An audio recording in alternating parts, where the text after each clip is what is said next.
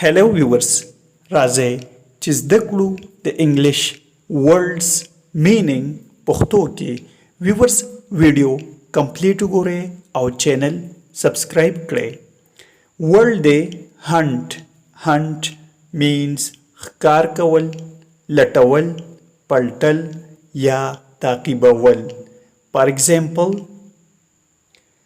some animals hunt at night.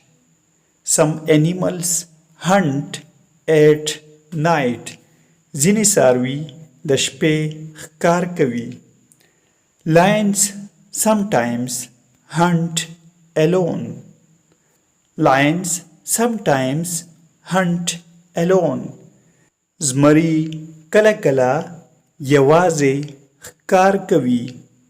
ویورز چینل سبسکرایب کړئ، ویډیو لایک کړئ او شیر هم کړئ.